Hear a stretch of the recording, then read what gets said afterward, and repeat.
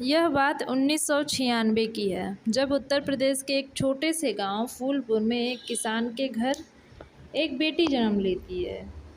वो लोग बहुत खुश होते हैं, उसकी पत्नी भी बहुत खुश होती है क्योंकि उन्हें पूरे 3 बेटों के बाद एक बेटी मिली थी। उन्हें ये खुशी बहुत अच्छे से लग रही थी कि हाँ, उनके घर एक कन्या जन्म लेती है। वो बहुत सुंदर थी तथा समय के साथ-साथ उसमें काफ़ी अलग चीज़ें नज़र आने लगी थीं।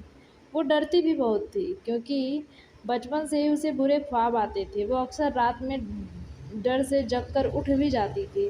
वो अपनी माँ से भी कहती है कि माँ, मुझे ऐसा लगता है जैसे हर वक़्त कोई साँप मेरे आस-पास रहता है। लेकिन उसकी माँ मज़ाक में हर बार ये बात टाल देती है कि नहीं, ऐसा तो कुछ नहीं होता। कि नहीं, ऐसा तो कुछ भी नहीं होता, ये सब तुम्हारे मन का वहम है। जब वह 18 साल की हो गई तो ये देख सब घर में हैरान हो गए। न जाने कहाँ से, लेकिन उनके घर में अचानक कोई सांप नज़र आ जाता था और वो अचानक ही गायब हो जाता था। घर वाले बहुत परेशान हो जाते हैं और इसकी वजह से ही वो सोचते हैं कि वो किसी बाबा को दिखाएंगे, सुनाएंगे। फिर वो एक बाबा को दिखाते हैं, सुनाते हैं कि आखिर क्यों वह हर शाम हमें नज़र आता है और अचानक से गायब हो जाता है। वह बाबा आज जब उस लड़की को देखता है तो वह अचंभे में पड़ जाता है।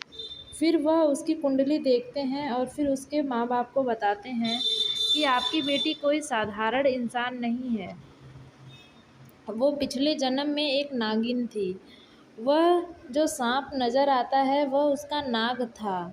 वह इसलिए बार-बार नज़र आता है ताकि वो ये सब कुछ उसे याद दिला सके और एक दिन वो सब कुछ याद भी करा देगा।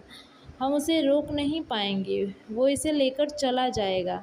ये सुनकर सब लोग बहुत हैरान हो जाते हैं और फिर एक दिन जब नाग आता है तो उसके माँ-बाप से कहना चाहता है कि क्योंकि वह अपनी बेटी को खोना नहीं चाहते थे, पर ऐसा वो कर नहीं पाते हैं। पर नाग उनसे अपने रूप में आ जाता है और उनके माँ-बाप से कहता है कि मैं अपनी नागिन को लेकर चला जाऊँगा।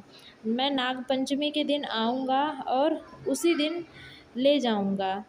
मैंने उसके लिए बहुत लंबा इंतज़ार किया, कई सालों तपस्या किया है कि उसका फिर से वापस एक जन्म हो। तब जाकर वो वापस आई है।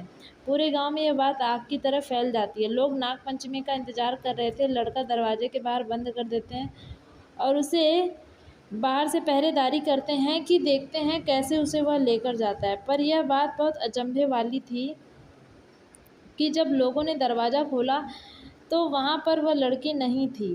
किसी को नहीं पता था कि लड़की कहाँ चली गई। किसी को आज तक नहीं खबर लगी कि आखिर वो बंद कमरे से कहाँ गायब हो गई। आज भी वहाँ के लोग इस बात पर ताज्जुब होते हैं कि यह घटना सच थी।